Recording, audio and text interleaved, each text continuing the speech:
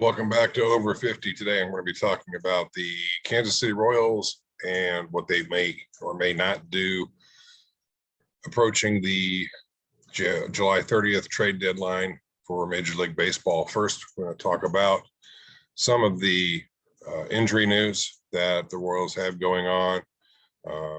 Some things to be important news. One roster move, Domingo Tapia, is coming up from AAA Omaha. I did in a previous video, I explained that we got him from the Mariners, or the Royals got him from the Mariners in May with for cash considerations. He hasn't been ERA wise, he hasn't been, setting records or anything like that in the minor leagues, but he does have a fastball at 98 to 100 miles per hour. And if he could be somebody that can come up and show that down the stretch can be a force, maybe he could be the closer for next season. Obviously, everything the Royals are doing right now, being 40 and 55, is looking towards next year.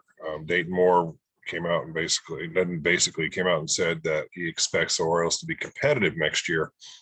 So I guess I could see that to an extent because the Royals were in first place early on in the season, but then they just fell apart, just a total collapse of epic proportion. And now they're 17 games out of first place in the AL Central. And I don't even know what the wild card scenario would look like. I haven't looked at it, but I can't imagine it being much better. So I could look at it real quick here, because I don't want to change to a bunch of different, let's see. Yeah, I can't get it pulled up. So I'm not going to go ahead and waste a lot of time on that, but I can't imagine that the wild card scenario is much better. So Domingo Tapia is coming up. So it'll be interesting to see how he performs. Michael A. Taylor, he should be back this weekend. So hopefully he should be in the lineup tonight. The Royals' first pitch is at 7:10 Eastern time, game 2 versus the Tigers. So hopefully he'll be able to come back. He is a player that the Royals could move. He's not under control for next season, but if a team is looking for a fourth defensive outfielder, somebody who can really, hold down center field, Taylor is your guy. So he could be a chip that could be moved. The biggest chip that the Royals have is Danny Duffy, but the problem is Duffy's, to copy it that, to highlight it that much. We'll just try to highlight this. He's TBD. So it's unsure when he may be able to come back. So it's kind of hard to get teams to want to give up significant capital for a player that is on the injured list and you don't know when he's going to be coming back. So, he was on the injured list in May. He stayed for 6 weeks, then he returned, he was building up, and then he exited on July 16th, and he hasn't been seen since. Brady Singer, if you're wondering why you haven't seen him, he's got right shoulder fatigue, and he is TBD. Now, Singer is not a player the Royals would even remotely dream of moving. He is an arm for the future. He is a piece that they want to build around. I'm just highlighting because he is injured and out of the lineup. Mondesi is supposed to come back early August. Once again, when it comes to Mondesi, I'll believe it when I see it. Nothing against the guy I just wish he could stay healthy for an entire season so that he could just really show off his defensive and offensive capabilities. Those of you that haven't noticed, Nicky Lopez had an amazing game. The Royals turned 3 double plays in a 5-3 win over the Tigers. So, and even the Chris Bubic referred to him as Jeter-like. I don't know that I would go that far as to put him in the same class as Derek Jeter, but Nicky Lopez is definitely looking like he is going to be a piece that the Royals can build around, and he is starting to hit a little bit better. His average is up to, I think, 274.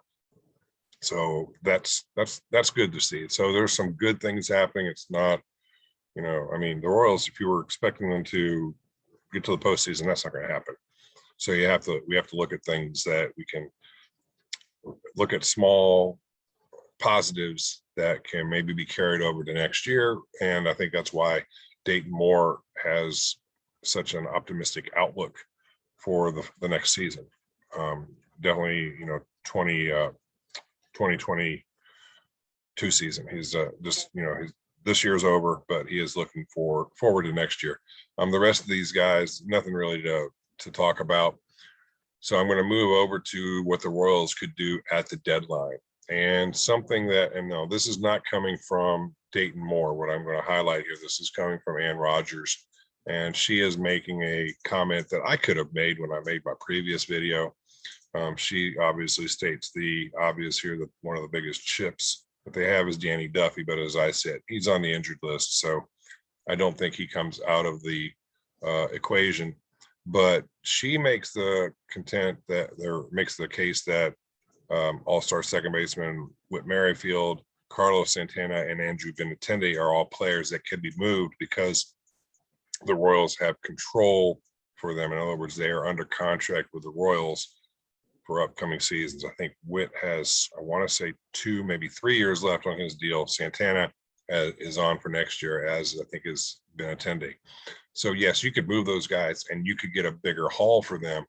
But as soon as you move these guys, as soon as you move Whit Merrifield, you're basically saying that you're pushing competitiveness back another 2 or 3 years. And I don't think the Royals are ready to do that. And I mean, the haul would have to be huge because Whit can do pretty much everything but pitch and play catcher.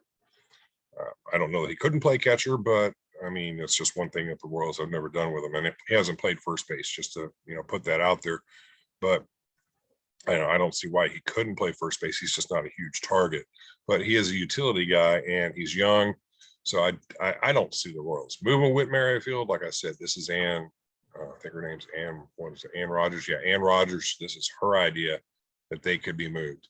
So I think if you sell those players, it means the next year and the following year, as far as being competitive, you're basically throwing in the towel. Here, Dayton Moore says he expects to contend in 2022. So with him saying that, I see the only people that could possibly be moved. I could see moving Santana. If a team is looking for a player that has good on base percentage, can draw a lot of walks, he is a switch hitter. So, righty lefty, matchups doesn't really matter because he'll just go to the other side of the plate and swing the bat just as effectively. He's not as good from the right side of the plate. So some teams, if they want to try to, quote unquote, pitch around Santana, they'll bring a lefty to make him switch to the right-hand side of the plate. So I could see them moving him. I don't think the Royals would move Benintendi because they gave up, not a lot, but they gave up a decent amount in a 3-team trade to get Benintendi in. So I see them holding on to him. So basically, I'm going to go ahead and cut this video short. Dayton Moore does make one comment here where he says, I will say that only being able to have 180 players under control and wanting to activate several players out of the 2021 draft highlights a lot of more detail about who we would like to get back in return for potential deals. So, and he goes on to say, we certainly don't want to clutter up our minor league system. So the Royals have pieces in their minor league system. I'm not going to go, I could go into another video at another time. I might go ahead and do that. Things have just been real busy with my having surgery and recuperating. And then I'm switching schools. So I had to move everything from my old school to the house because I can't move into my new classroom at my new school until probably the first week of August. So things have just been kind of hectic around here. That's why I haven't been putting up a lot of videos. So that's kind of why I've also, putting up more Chiefs content than I have Royals content and Jayhawks content. But I wanted to go ahead and cover this. Daniel Lynch is going to be starting Sunday. This will be interesting because he's the Royals' #2 prospect and he's Major League Baseball's #21 prospect in the MLB pipeline. That just goes to reinforce the fact where Dayton Moore says he doesn't want to clutter up the farm system and the minor league system because you've got guys like Lynch that you're hoping will be able to come up and be the core of this rotation. I really hope that doesn't include Brad Keller, but that's just, I'm just not high on the guy. I just don't think he's an ace, and I just don't think he's He's that good. But the Royals don't really have any other options until these guys get a little more experience under their belt and have more effectiveness, because Lynch was shelled in his last outing, allowing 14 runs in 8 innings across 3 starts. So he went back to AAA, worked on some things. So hopefully he's fixed his delivery and he'll have a better outlook on Sunday. But with that being said, I'm going to go ahead and close this video out. Again, you guys would please hit that subscribe button. I'm trying to provide as much Kansas City related content as I can. So if you could hit that subscribe button, I'd appreciate it. If you like the video, please like the video. If you have questions or comments or something you'd like me to research or try to look up, put that in the comments section. I'd be more than happy to do that. That would give me, a way to sort of meet your demand, try to, provide content that you would like to see. Please share this video with your friends out there. And until next time, take care and be safe.